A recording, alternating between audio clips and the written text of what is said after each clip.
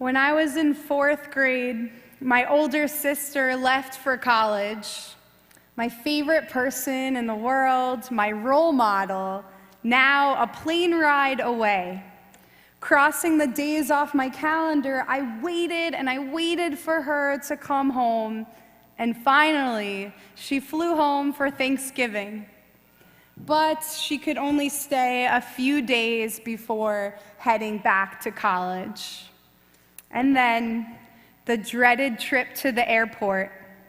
I remember crying as my sister walked to her gate, leaving my family behind. "But we waited so long," I said to my father. My sister waved goodbye, and that was it. She was gone, just like that. Months and months I'd waited, and the visit was over. My father, hoping to alleviate my tears, created a ritual to help me cope. Every time we drove my sister to the airport, he got me a McFlurry, an ice cream shake from McDonald's, while I decided whether I wanted an M&M or an Oreo McFlurry, tough decision for a 4th grader, I became distracted from the pain of saying goodbye. But even ice cream could not completely ameliorate the sadness that comes from understanding that time is fleeting, that we cannot hold on to a moment forever, no matter how precious. A family vacation, a B'nai Mitzvah ceremony, a reunion with good friends. As much as we want to press pause to remain frozen in time with the people we love, time marches on. Time forces us to say goodbye to people, to places, to moments of life that we will never relive. With cameras, we try to capture the moment, but we cannot relive the experience. Take, for example, a woman who gets married, and 3 weeks after her wedding, she is devastated because the photographer forgot to take a picture of a certain combination of cousins. How could he forget? Now we'll never have that picture. I believe this woman feels upset not because of the picture, but because of her awareness that time is fleeting. She knows she will never relive the holiness of her wedding day.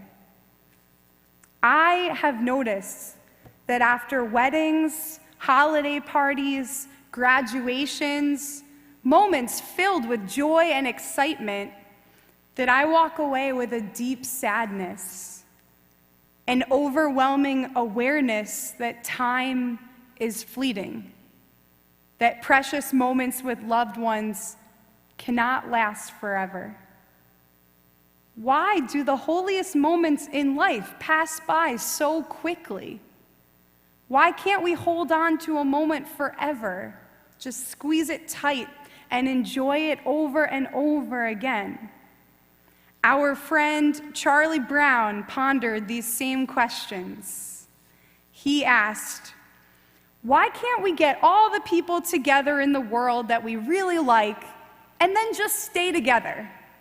I guess that wouldn't work. Someone would leave. Someone always leaves. Then we would have to say goodbye, and I hate goodbyes. I know what I need. I need more hellos." We all need more hellos, don't we? We all cope with the passing of time, and at one point or another, it makes us sad.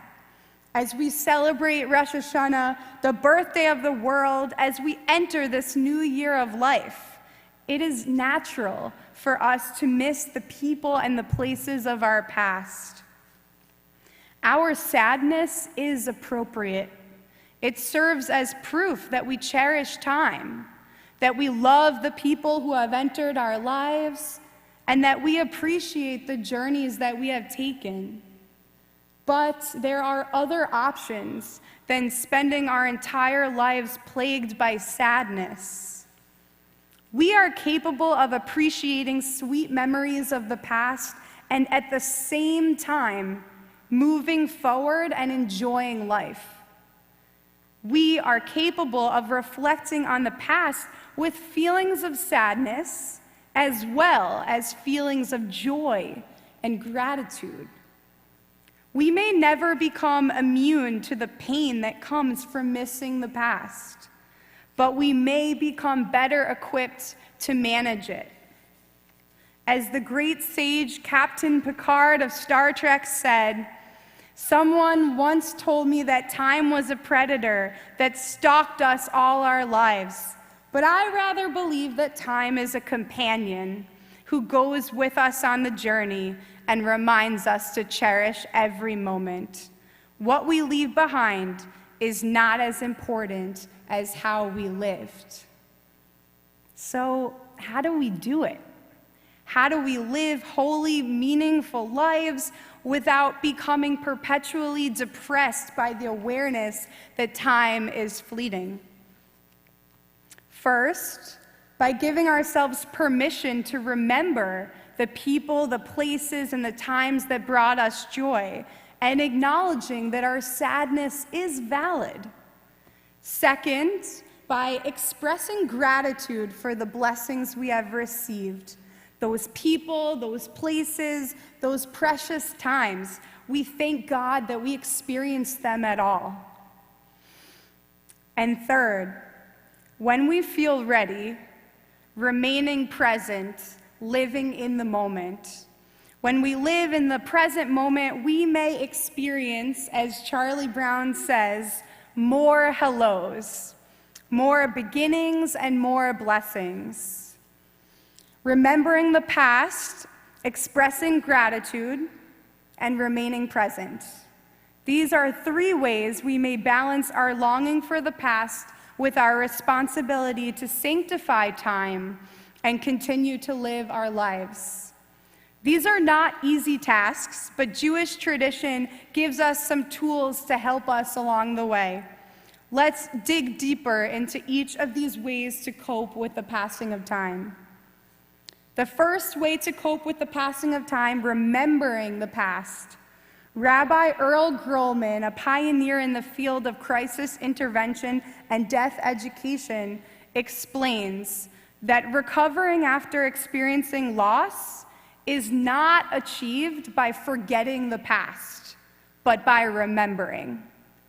He says, "Don't try to destroy a beautiful part of your life because remembering it hurts.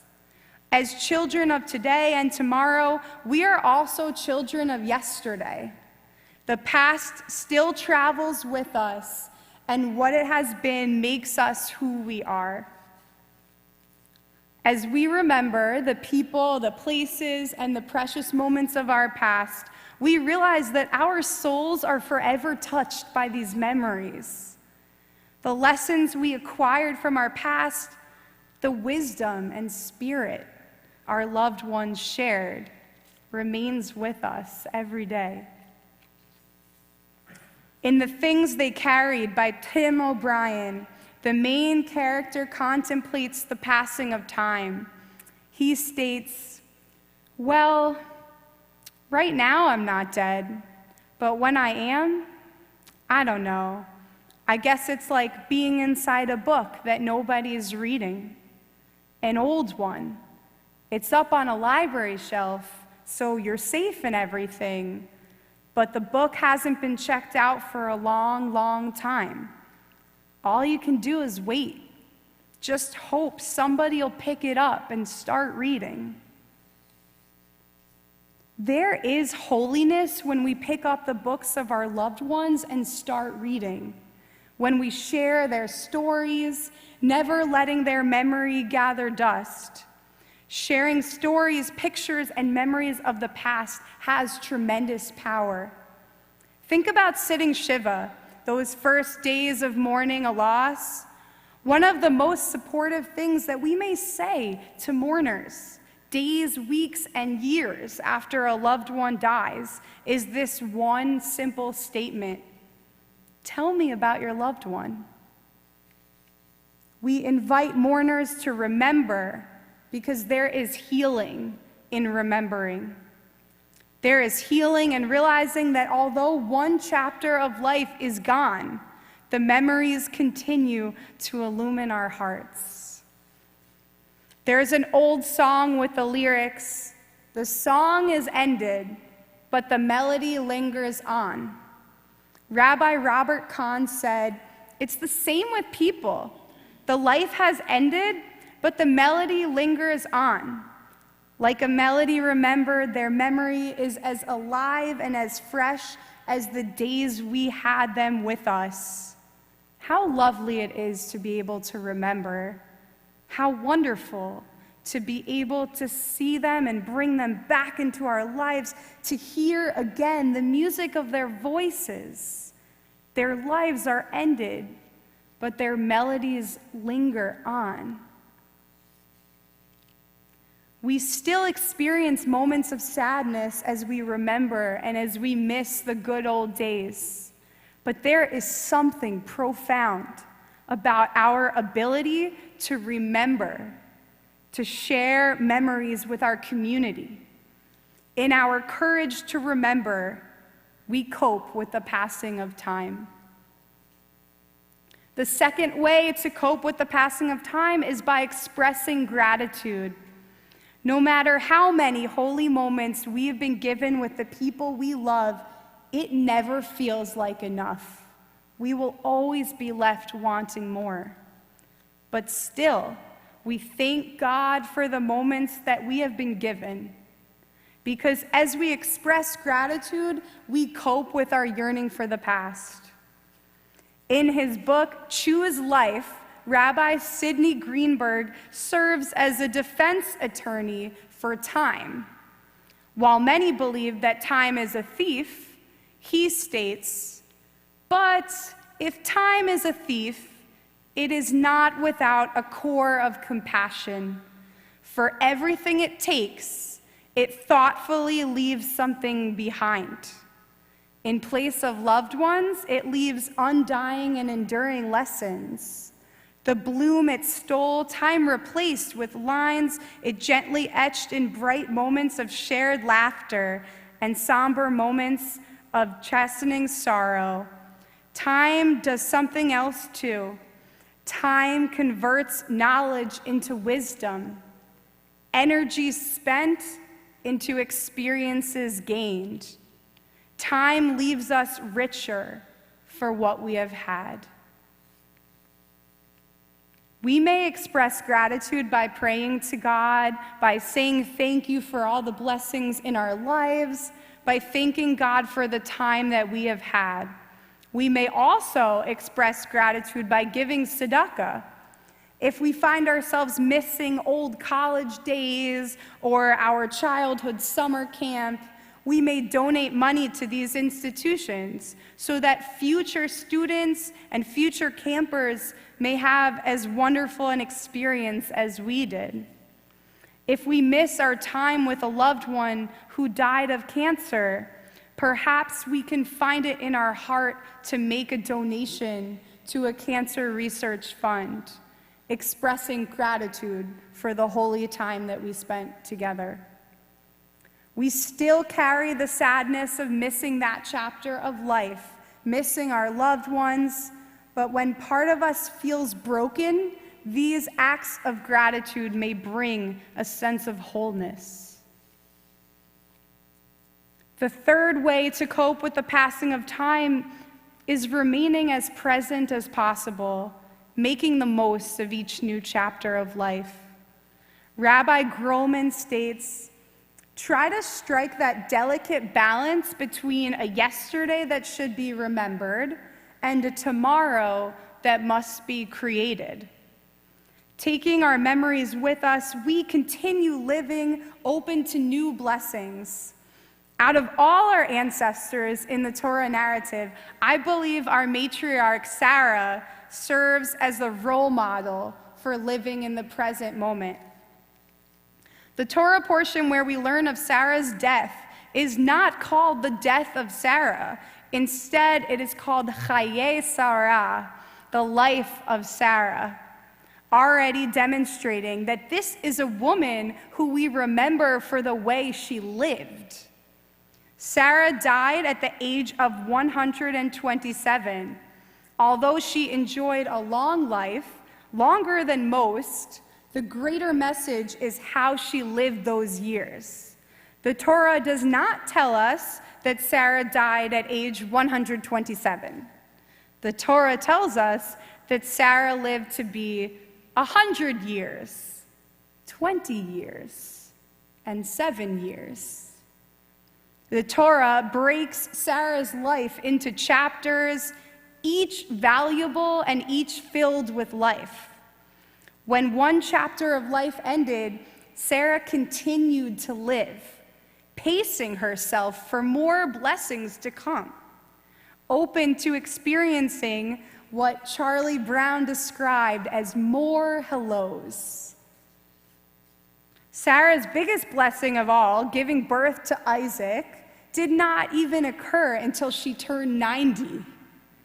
We cannot make sense of this miracle, of course, but this story teaches that every chapter of life brings unique blessings, sometimes unexpected. Just as Sarah did not peak at one age, neither do we. If we live each chapter one day at a time, we may enjoy the blessings that each chapter brings. Jewish tradition teaches us to find holiness in the present moments. To accomplish this, our tradition presents us with a blessing known as Shehechianu. At the beginning of Jewish holidays, special occasions, and first-time experiences, we say the prayer, Shehechianu. Blessed are you, Adonai, our God, ruler of the universe, who gives us life, sustains us, and enables us to reach this season. This season. In this blessing, we do not thank God for the past. We thank God for this moment in time, for allowing us to experience this season. Our mission is to cherish our memories while at the same time to recognize Shehechianu moments. We go for coffee with a new friend, Shehechianu. We sign up for a new art class, Shehechianu. Family members from out of town visit for the weekend, Shehechianu.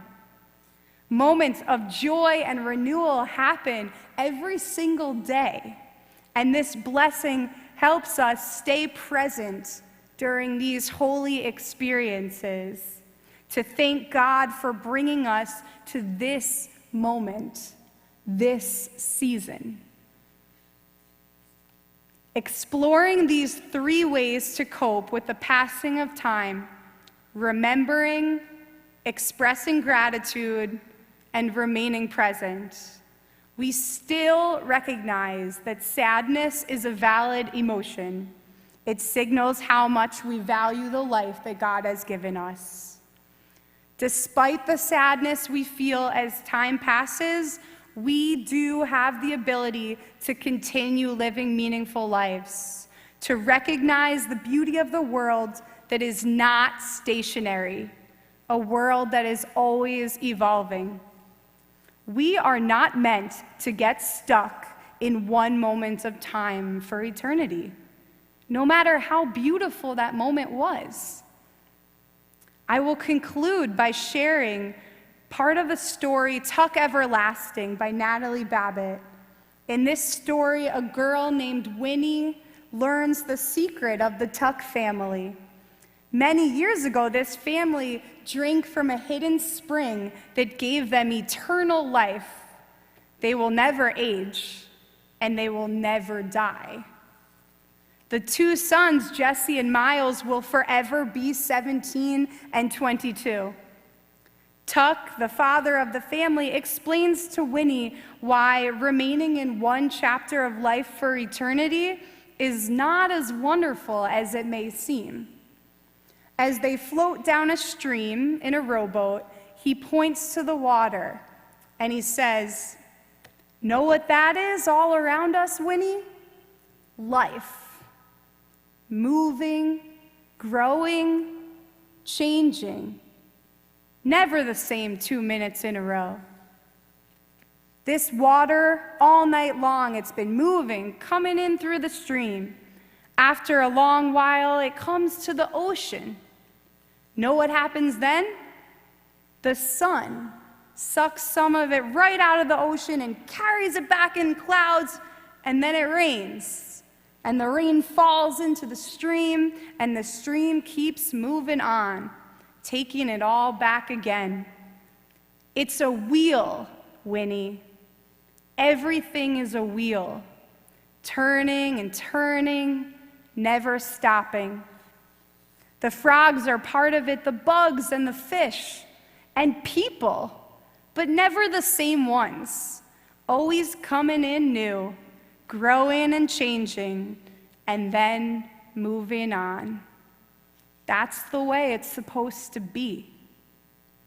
The rowboat bumps into the branches of a fallen tree and stops. Tuck continues. But this rowboat now, it's stuck. If we didn't move it, it would stay here forever. That's what we Tucks are, stuck, so we can't move on. We ain't part of the wheel no more. Living is heavy work, but the way we are, it's useless. It doesn't make any sense. If I knew how to climb back on that wheel, I'd do it in a minute. You can't call it living, what we got. We just be, like rocks beside the road. Thank God that we are not like the Tucks, and thank God that we are not rocks beside the road. We have the ability to live our lives fully. We grow, we change, and as a result, we say goodbye to people we love. We say goodbye to chapters of life that we wish that we could relive.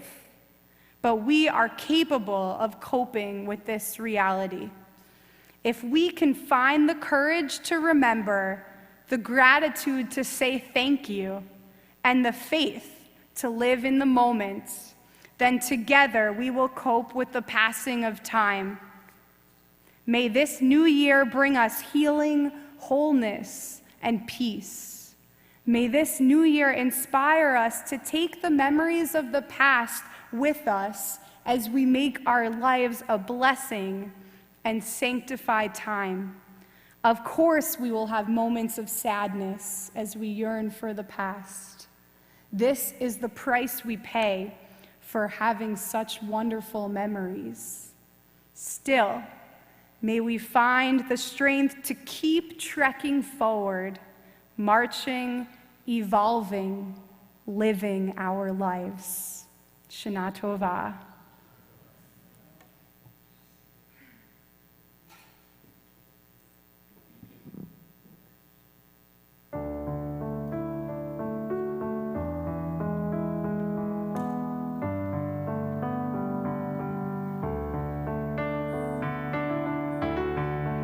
Joy at the start, fear in the journey, joy in the coming home. A part of the heart gets lost in the learning, somewhere along the road. Along the road, your path may wander, a pilgrim's faith may fail.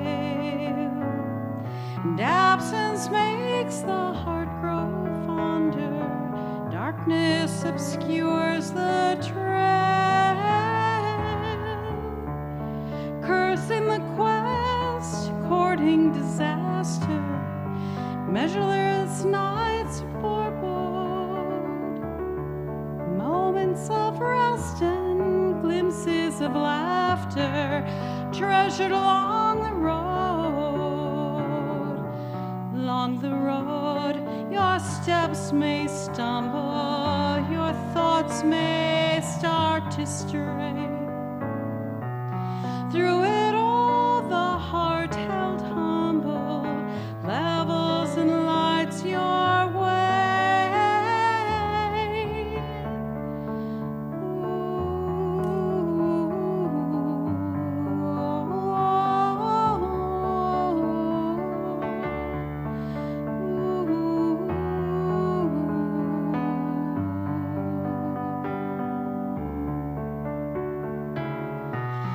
Along the road, your steps may stumble, your thoughts may start to stray.